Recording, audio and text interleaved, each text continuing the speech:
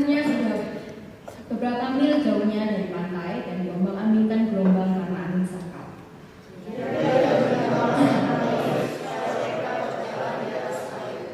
Ketika murid-muridnya melihat dia berjalan di atas air, mereka terkejut dan berseru, "Itu hantu!"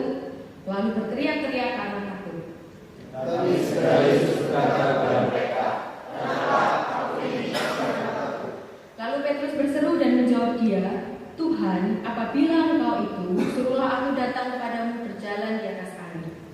Kata Yesus, maka Petrus turun dari perahu dan berjalan di atas air mendapatkan Yesus. Tetapi ketika dirasanya tiupan angin, takutlah dia dan mulai tenggelam lalu berteriak, "Tuhan, tolonglah aku." Segera Yesus mengulurkan tangannya, memegang dia dan berkata, "Hai orang yang kurang percaya, mengapa engkau bimbang?" Lalu mereka naik ke perahu dan angin pun reda. Dan orang-orang yang ada di perahu mendengar dia katanya, "Sesungguhnya engkau anak Allah."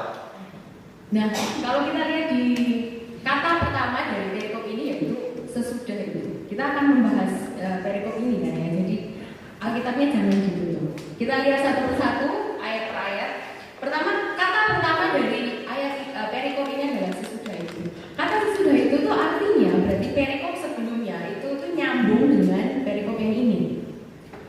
Kejadian Yesus berjalan di atas air itu terjadi setelah Yesus memberikan makan 5.000 orang. Jadi ceritanya setelah Yesus memberi makan 5.000 orang, seperti biasa, setelah Tuhan Yesus melakukan mujizat, itu banyak sekali orang-orang yang mengeluh-elukan Yesus, yang memuji-muji Tuhan Yesus. Dan di sini juga kayak gitu.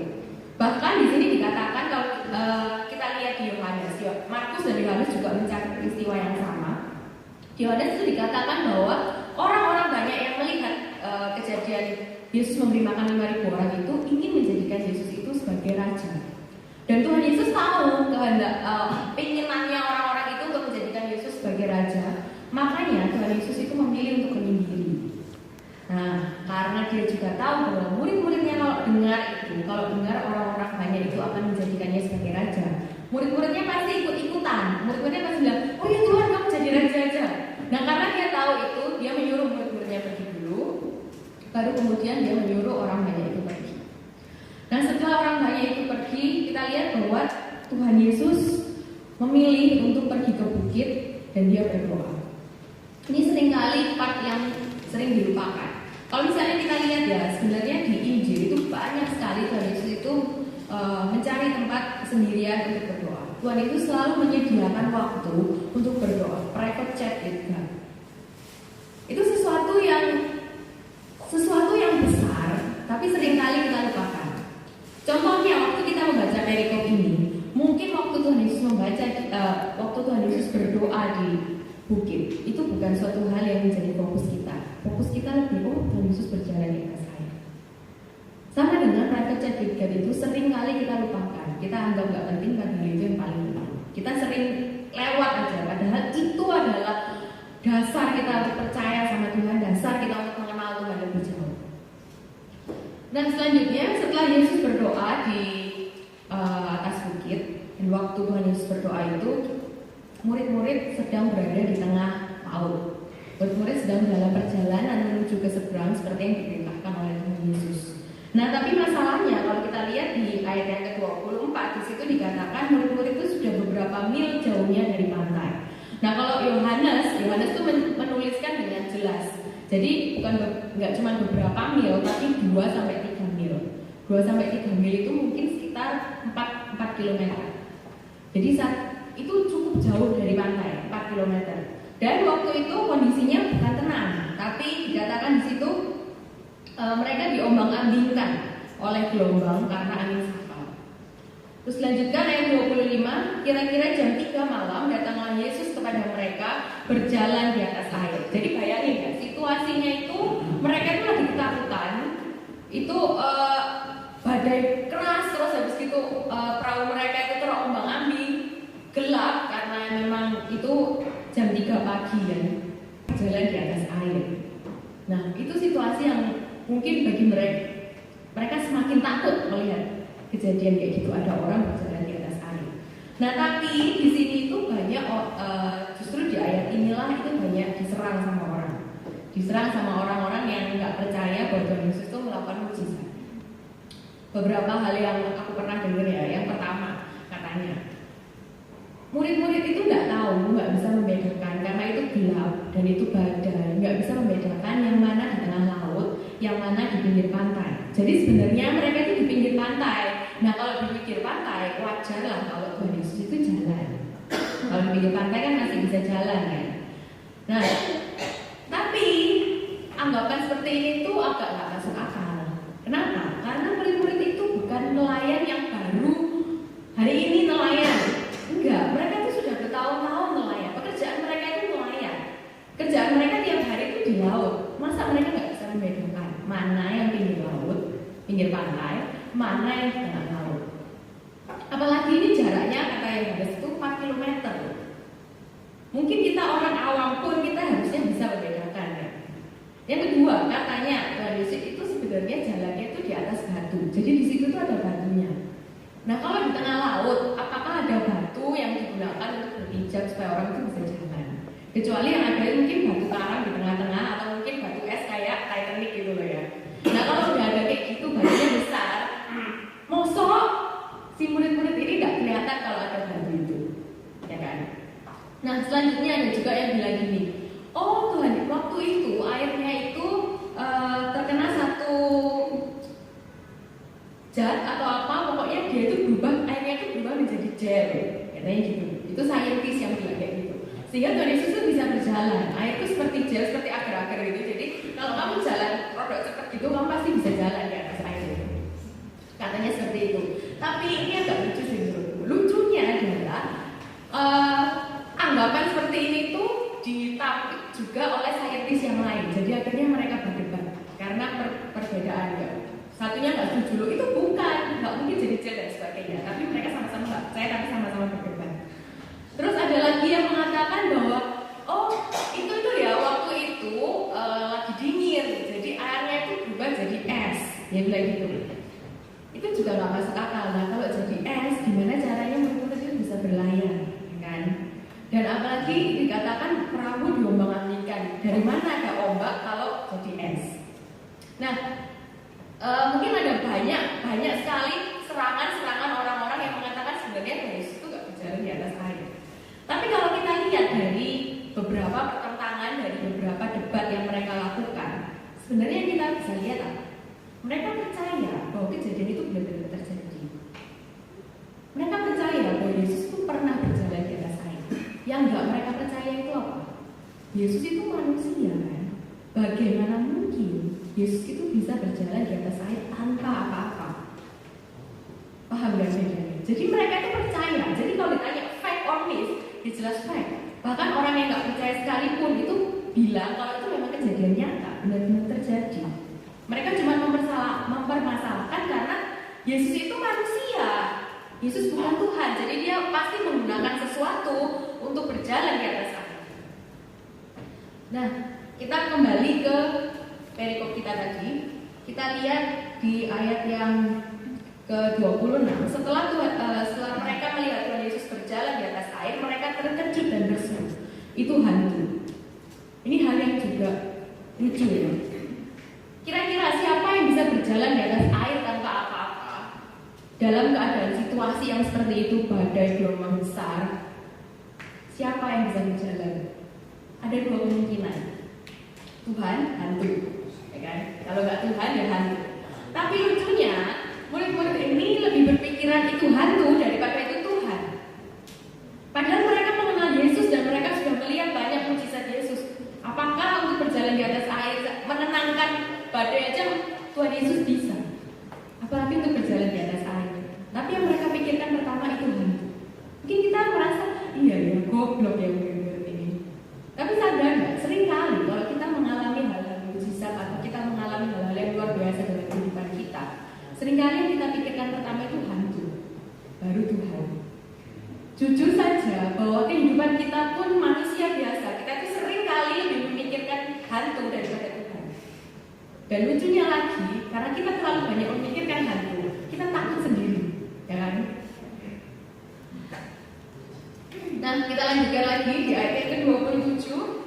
Tetapi segera Yesus berkata kepada mereka, tenanglah, aku ini, jangan takut.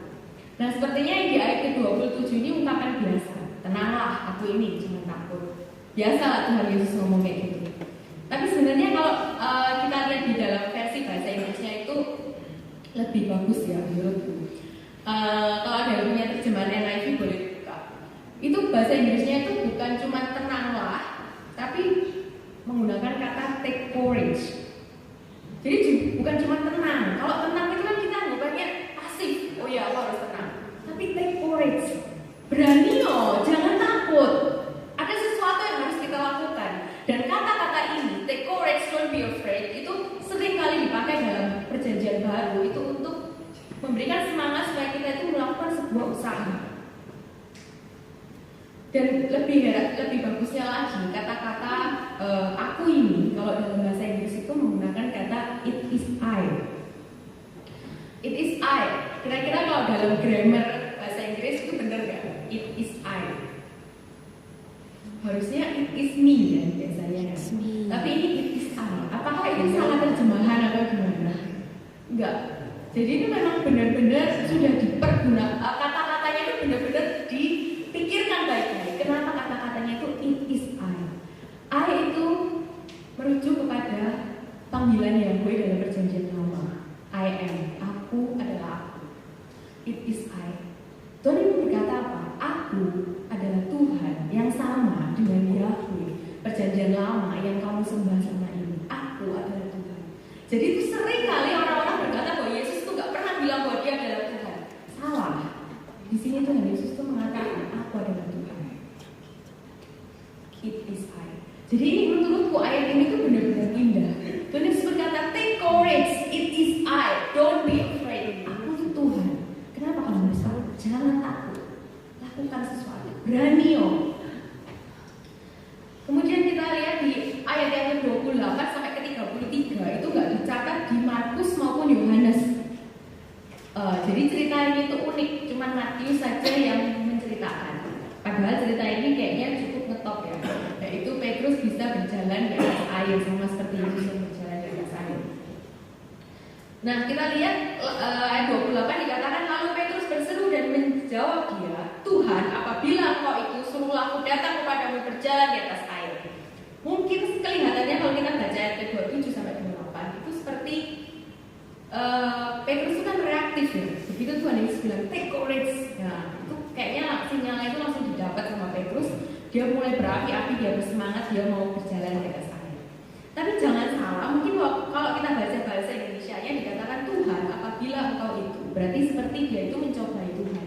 Dia mau cari bukti kan, Tuhan kalau memang itu kamu suruh aku jalan loh. Itu kan kelihatannya, tapi sebenarnya enggak. Sebenarnya dia itu pengen ngomong gini, Tuhan karena itu kamu suruh aku jalan. Dia itu percaya sama Tuhan, dia itu percaya kalau itu Tuhan, makanya dia bilang Tuhan karena itu kamu dan aku percaya itu kamu suruh aku jalan. Di sini iman Petrus itu benar-benar diperlihatkan. Iman yang besar sehingga Tuhan berkata datanglah dan dia akhirnya turun dan dia berjalan di atas air. Tapi di ayat yang ke-30 sayangnya ketika dirasanya tiupan angin takutlah ia dan mulai tenggelam lalu berteriak Tuhan tolonglah aku. Jadi habis dia itu Tuhan aku percaya itu kamu suruh aku jalan di atas air. Akhirnya dia turun itu butuh keberanian besar untuk turun. Karena itu kan itu ceritanya waktu Tuhan Yesus jalan di atas air itu belum tenang ombaknya, masih terombang-ambing kayak gitu. Ombaknya itu masih bergulung-gulung, masih badai. Tapi Petrus berani untuk keluar dari kapal, untuk keluar dari perahu dan berjalan di atas air. Tapi cuma karena kena angin, ketiup angin, dia galau, terus hampir tenggelam. Nah, kalau menurut Kersen, D.A. Kersen itu mengatakan gini, Petrus itu punya iman yang besar, iman yang kuat untuk turun dari kapal dan berjalan di atas air. Tapi imannya pada Yesus itu tidak cukup kuat untuk menentang badai, untuk menahan badai. Jadi sebenarnya Petrus itu oleh Matius ini unik juga ya. Petrus itu digambarkan oleh Matius itu dengan dua karakter secara bersamaan, yaitu itu karakter yang positif dan negatif. Positifnya apa? Dia adalah seseorang yang punya iman yang kuat, seseorang yang ingin menunjukkan imannya di hadapan Tuhan, orang yang sangat percaya. Tapi di satu sisi, imannya itu tidak cukup kuat untuk menahan dia dengan badai, menahan dirinya dari badai. Kembali kita ke Alkitab kita, di ayat yang ke-30 dikatakan, tetapi ketika dirasanya tiupan angin, takutlah ia dan mulai tenggelam lalu berteriak, Tuhan, tolonglah aku. Segera Yesus mengulurkan tangannya, memegang dia dan berkata, hai orang yang kurang percaya, mengapa engkau bimbang? Jadi karena si Petrus itu akhirnya tenggelam dan dia karena tiupan angin dia nggak bisa dan akhirnya dia tenggelam. Tuhan Yesus berkata, oh you of little faith, why you doubt? Kenapa kamu ragu?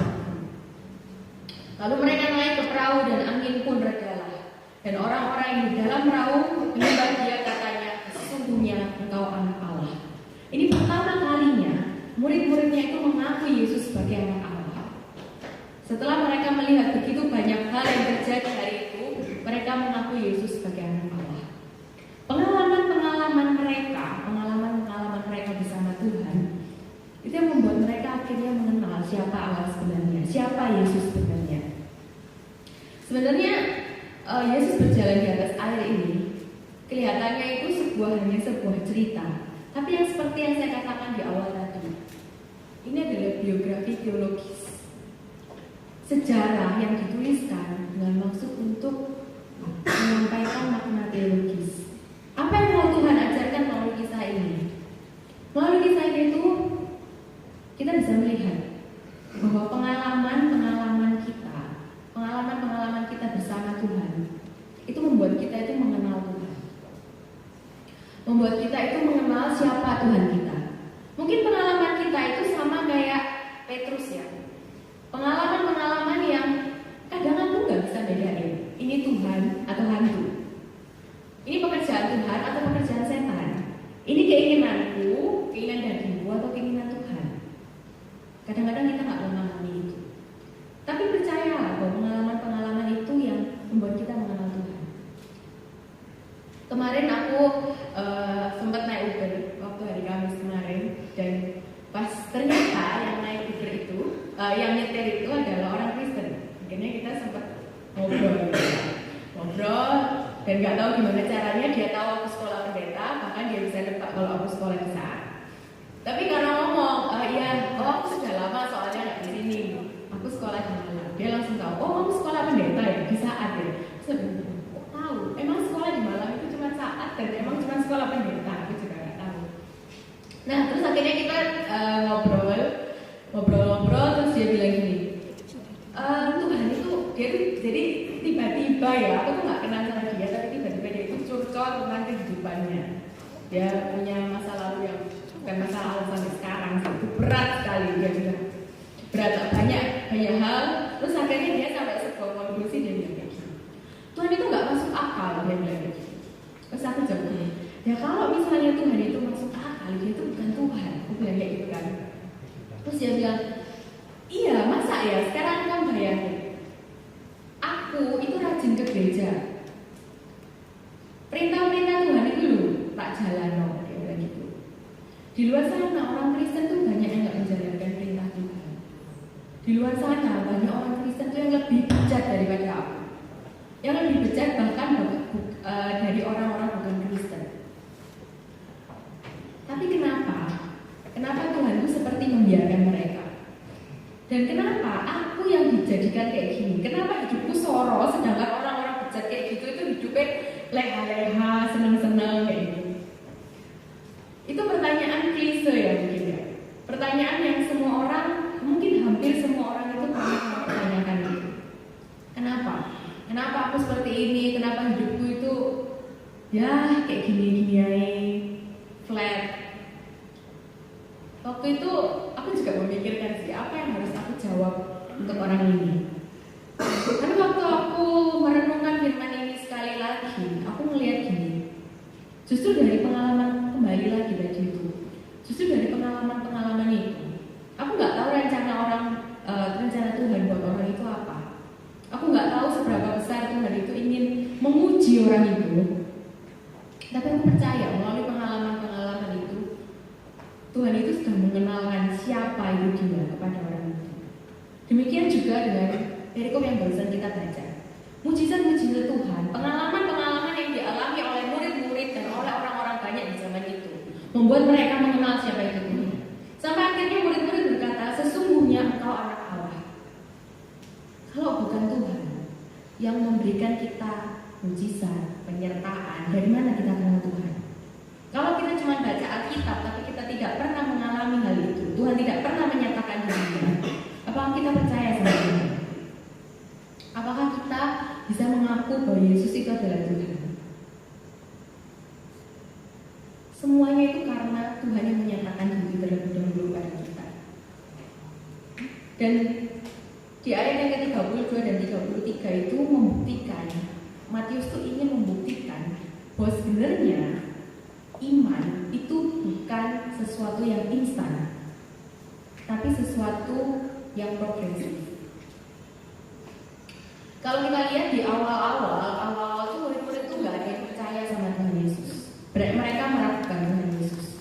Dan di sini mereka pertama kalinya berkata, ya, engkaulah anak Allah. Itu ada sebuah iman yang progresif.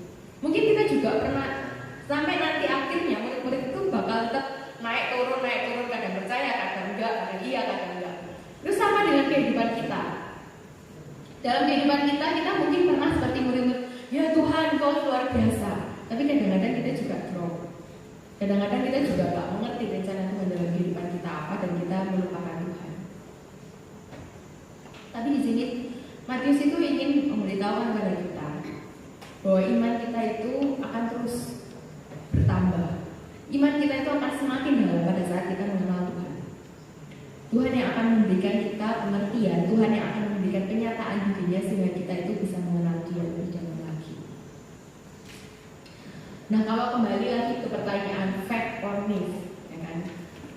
Kita sudah membahas panjang lebar tentang perikop ini. Menurut kalian apakah ini fact atau myth? Itu nggak perlu dijawab lagi kan? Ya kan? Dengan segala banyak bukti yang ada, dengan apa yang dikatakan dalam Alkitab ini sudah jelas, itu fact. Dan kenapa kok itu dicatat? Ya karena Tuhan itu ingin menyatakan diri pada setiap kita di tempat ini. Bukan cuma tentang Yesus berjalan di atas air, tapi setiap mujizat, setiap hal yang ada di dalam Alkitab ini itu fact, bukan myth. Karena ini adalah, kalau dalam buku I Don't Have Enough Faith itu mengatakan ini, Alkitab itu, di dalam Alkitab itu semua kebenaran Tuhan itu dinyatakan. Semua kebenaran Tuhan. Jadi kamu gak usah ragu dengan apa yang ada di dalam Alkitab ini, apakah ini benar atau enggak.